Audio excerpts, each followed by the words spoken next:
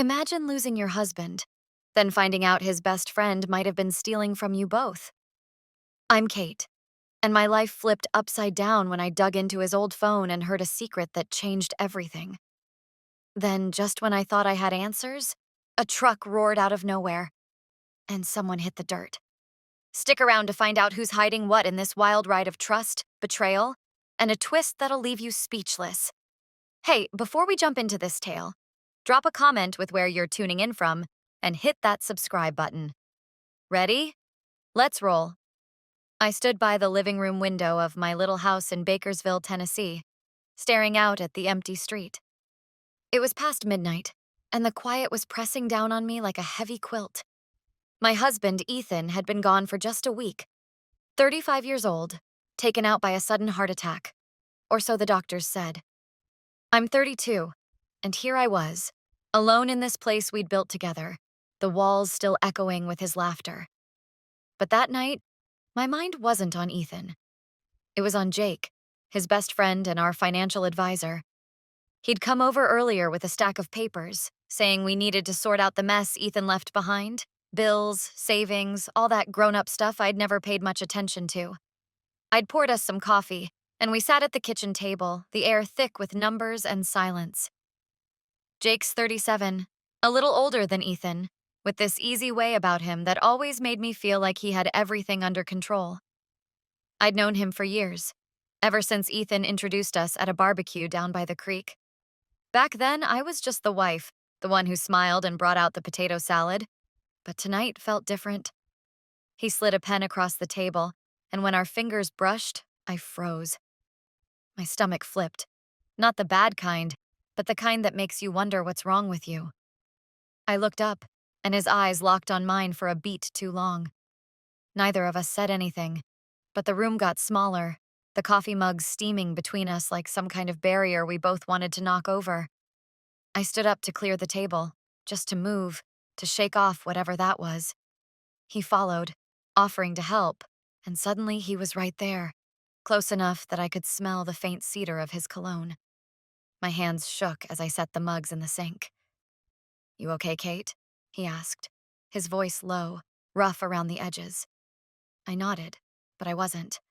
I turned, and he was closer now, his hand hovering near my arm like he wasn't sure if he should touch me. I didn't step back. I should have. Every part of me knew it. Ethan was barely gone, and here I was, letting this moment stretch out like taffy. My heart was pounding so loud I swore he could hear it, thumping against my ribs like it wanted out. You should get some rest, he said. But he didn't move. His eyes flicked over my face, searching for something. Permission, maybe, or a sign to back off. I opened my mouth to say something, anything, but the words stuck. Jake, I started, and that was it. His hand brushed my elbow, light as a feather, and I felt it everywhere, like a jolt of static in the quiet room. It wasn't right. I knew it wasn't right. Ethan's memory was still fresh, his goofy grin, the way he'd hum while tending his garden out back. But Jake was here, real and warm, and I was tired of feeling alone. For a second, we just stood there, the air buzzing like a live wire. I could have leaned in. He could have, too. I saw it in his jaw, the way it tightened like he was fighting himself. Kate, he started. But then, bam! A loud knock hit the front door. I jumped back, my breath catching like I'd been caught stealing. Jake stepped away fast, running a hand through his hair. The knock came again, sharper this time. I stumbled to the door, my pulse racing, and yanked it open. It was Mrs. Carter from next door, holding a foil-covered dish. Thought you might need a little comfort food, hun, she said, her voice all sugar and sympathy. I forced a smile, thanked her, and took the casserole. Probably her famous chicken and rice, the one she brought to every potluck. When I turned back, Jake was grabbing his jacket. I'll head out, he said, not meeting my eyes. Call me if you need anything. I nodded, the dish warm in my hands, but all I could feel was the cold space he left behind. He walked out into the night, and I shut the door, leaning against it. What was that? What did I almost let happen? I set the casserole on the counter and sank into a chair, my head spinning. I'd always prided myself on being steady, the kind of person who does the right thing. Ethan used to tease me about it, calling me his rock. But rocks don't tremble like I was trembling now. I replayed it all in my mind. Jake's touch. That look. It wasn't just me, was it? He'd felt it too. But then I thought about Ethan. How he'd trusted Jake with everything. Our money, our plans. If he'd seen us tonight, what would he have thought? I hugged my arms around myself, trying to push the guilt down. Maybe I was just lonely. Maybe it was grief messing with my head. People say it does that. Makes you reach for things you shouldn't. But deep down, I wasn't so sure. I'd noticed Jake before, hadn't I? The way he'd linger after dinner sometimes. The way his laugh made me smile a little too long. Had Ethan noticed too? I got up and poured the cold coffee down the sink, watching it swirl away. Get it together, Kate, I muttered to myself. This wasn't some movie where the widow finds comfort in the best friend. This was real life, my life, and I had to figure out how to keep going without screwing it all up. But as I climbed the stairs to bed, I couldn't shake the feeling that something had shifted tonight, something I couldn't undo. Mrs. Carter's casserole sat untouched on the counter, and I wondered if comfort was even possible anymore. I crawled under the covers, staring at the ceiling. Tomorrow was Ethan's funeral, and I had to face it all. The people, the tears, the questions. And Jake would be there too. Part of me wanted to call him back, to finish whatever we'd started. Another part wanted to lock the door and never see him again. I closed my eyes, willing sleep to come, but all I could hear was that knock, cutting through the moment like a warning. Maybe it was a sign. Maybe I dodged a bullet. Or maybe, just maybe, I'd missed a chance I'd never get back. I stood by Ethan's grave, the Tennessee sky gray and heavy above me. The funeral was in full swing, people in dark clothes milling around, their voices low and mushy like a radio turned down too far. I'd barely slept after last night, my head still buzzing from that almost moment with Jake. Now here I was, playing the part of the grieving widow, nodding at folks who patted my arm and said stuff like, "He was such a good man, Kate." I smiled, tight-lipped, but inside I was a mess. Ethan's casket sat there in the dirt, and all I could think was how I didn't feel like the wife they thought I was. Not anymore. The crowd was thick. Neighbors, co-workers from the school where Ethan taught, even some kids he'd coached in Little League. They all loved him, and I got it. He'd been the guy who'd spend hours fixing a kid's bike or planting tomatoes out back just to give them away. But today, their words felt like static. My eyes kept darting to Jake. He was off to the side, hands stuffed in his pockets, staring at the ground like it had answers. He'd barely looked at me since I got here, and I couldn't tell if it was guilt or something else keeping him distant. Last night still hung between us, heavy and unspoken, like a storm cloud ready to burst.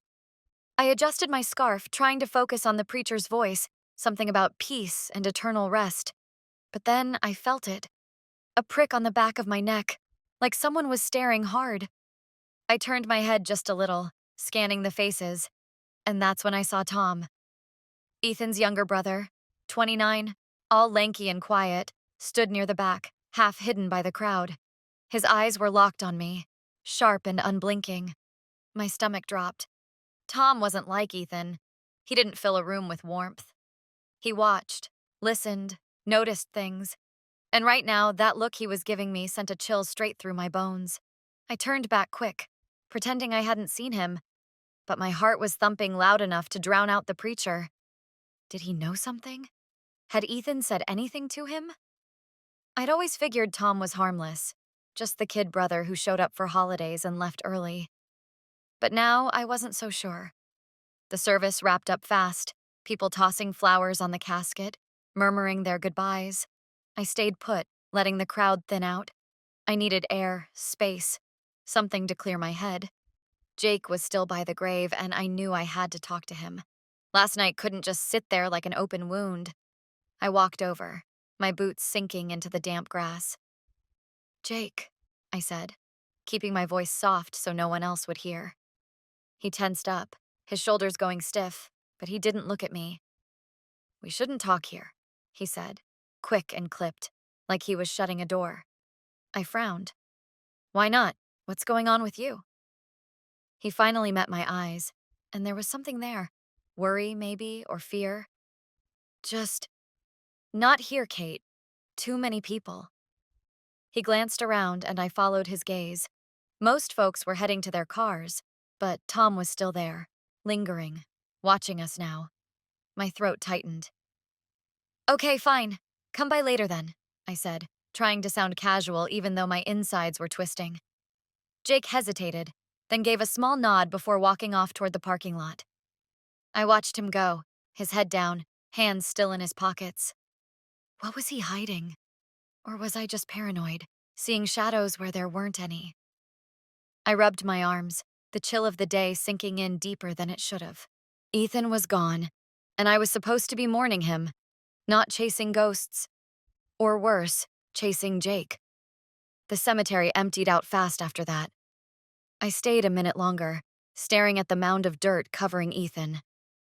"I'm sorry," I whispered, though I wasn't sure what for. For not being the perfect wife? For last night? For the fact that part of me didn't miss him as much as it should have? I shook my head, pushing the thoughts away. Guilt's a funny thing. It sneaks up on you, makes you question everything.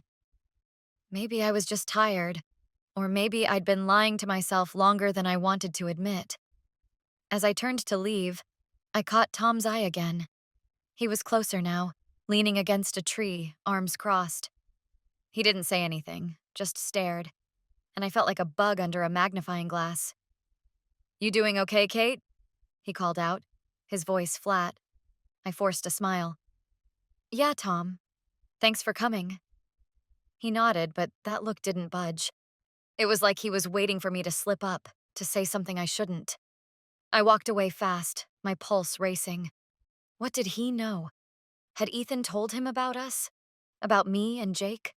Or was I building this all up in my head because I couldn't handle the quiet anymore? Back at my car, I fumbled with the keys, my hands shaky. I needed to talk to Jake, to figure out what was real and what wasn't. But Tom's stare stuck with me, like a splinter I couldn't pull out. "Get a grip, Kate," I muttered, sliding into the driver's seat. This wasn't some TV drama. Ethan had a heart attack. Simple, awful, done. Except now I wasn't so sure it was that simple. Jake's dodge, Tom's glare. It all added up to something, didn't it? I gripped the wheel, staring out at the empty road. Whatever was coming, I had a feeling it wasn't going to be pretty, and I wasn't sure I was ready for it. I was still rattled from the funeral when the knock came that night. I'd just kicked off my shoes and sunk into the couch, a cold coffee in my hand, trying to shake Tom's stare from my mind. The house felt too big, too quiet, every creak reminding me Ethan wasn't here anymore. I figured it was Jake at the door. After that weird moment at the cemetery, I'd told him to come by. I needed answers, something to settle the buzzing in my head. But when I swung the door open, it wasn't Jake. It was Tom, standing there with this calm, creepy smile that made my skin crawl. I gripped the mug tighter. "Tom? What are you doing here?" He didn't wait for an invite, just stepped inside like he owned the place. "We need to talk, Kate," he said, his voice smooth but edged with something sharp. I froze, my heart kicking up a notch. He turned to face me, hands in his pockets, that smile still plastered on. "I know what you've been hiding." The words hit me like a punch. I set the mug down on the counter, trying to keep my hands steady. "What are you talking about?" I asked, but my voice wobbled. He laughed, a short, dry sound that didn't reach his eyes. "Come on, Kate. You think Ethan didn't figure it out? He knew something was up with you and Jake, for months." My stomach twisted hard. I leaned against the counter, legs shaky. "That's not true," I said, but it sounded weak even to me. Tom's eyes narrowed. "Oh, it is. He came to me about it, told me he was watching you, checking things. Said he had proof." "Proof?" My mind raced. Ethan had never said a word, never acted like he doubted me. But then I remembered how he'd gotten quiet lately, how his hugs felt stiff, like he was holding something back. Had he really known? Tom stepped closer, his voice dropping. The night before he got sick, he called me, said he'd finally nailed it down, whatever it was. He was ready to walk away from you. I couldn't breathe right. Walk away? I echoed, my throat tight. Tom nodded. Yeah. He'd talked to Jake about splitting the finances, getting papers ready. Then, boom, next day he's gone. Funny timing, huh? My knees nearly gave out. I grabbed the counter edge, mind spinning. Ethan planning to leave me? And Jake knew? Tom's smile faded a little, but his stare didn't let up. I'm just saying, Kate, it's a heck of a coincidence. Heart attack or not, people might wonder. I shook my head fast. You're wrong. Ethan had a condition. Doctors said it could happen any time. Tom tilted his head like he was sizing me up. Maybe. But you and Jake? That's not my imagination. He stepped back, giving me space, but it didn't feel like a kindness. I'm not here to judge, he said. Just thought you should know what Ethan knew. Then he turned and walked out, leaving the door wide open behind him. I stood there, chest heaving, the night air rushing in. What the heck just happened? I shut the door hard, locking it, and slid down to the floor. Ethan had proof? Of what? Me and Jake? We'd never crossed that line, not really. Sure, last night got close, but it stopped. Didn't it? I hugged my knees, trying to piece it together. Maybe Ethan saw something I didn't, like how Jake lingered too long at dinners or how I'd laugh a little louder at his jokes. Had I been kidding myself, thinking it was innocent? And if Ethan was ready to leave, why didn't he just say it? I wiped my eyes, mad at myself for crying. Guilt's a beast. It chews you up, makes you doubt everything. The clock ticked loud in the silence. I was supposed to see Jake tonight, but now I wasn't sure I wanted to. What if Tom was right? What if Jake had known Ethan was onto us? Whatever us even was. I got up, pacing the kitchen, my socks sliding on the wood floor. Calm down, Kate, I muttered. This wasn't some conspiracy. Ethan's heart gave out. End of story. But Tom's words stuck like burrs. I grabbed my phone, almost called Jake, then stopped. What would I even say? Hey, did you know my husband was about to ditch me because of us? Another knock jolted me out of it. I peeked through the window. Jake this time, hands in his jacket, looking antsy. I opened the door slow. You okay? He asked, stepping in before I could answer. I nodded, but my face must have given me away. What's wrong? He pressed, shutting the door behind him. I took a breath, deciding to just go for it. Tom was here, said Ethan knew about us, that he had proof and was gonna leave me. Jake's eyes widened, then darted away. That's crazy, he said, but it came out too fast. My gut clenched. Is it? You talked to him about finances, right? Did he say anything? Jake rubbed his neck, looking trapped. He asked some questions, yeah, about splitting stuff. I thought he was just planning ahead. I stared at him. Planning ahead for what, Jake? He didn't answer right away, and the silence was loud. I don't know, Kate, he finally said, voice low. He didn't tell me everything. I crossed my arms, feeling the air crackle between us. But you knew something, didn't you? He met my eyes, and for a second I saw it. Guilt, plain as day. Not what you think, he said. I'd never hurt him. I wanted to believe him, but doubt crept in fast. Then why are you acting so weird? I snapped. He stepped closer, then stopped himself. Because I care about you, okay? And I hate that we're here like this. My heart thudded. Care about me? Last night flashed back. His hand, that look. Was that what Ethan saw? I stepped back. I need time to think, I said, voice shaky. Jake nodded, jaw tight, and left without another word. I locked the door again, alone with a million questions. If Ethan knew, what did it mean? And Jake? Could I trust him? I wasn't sure of anything anymore. I woke up with a fire in my chest. After Tom's bombshell and Jake's dodge last night, I couldn't just sit around wondering anymore. Ethan's death, the suspicions, the weird vibes. It was eating me alive. I had to know the truth. So I grabbed a cup of coffee, barely tasting it, and headed straight for the guest room. Ethan kept a box of old stuff there.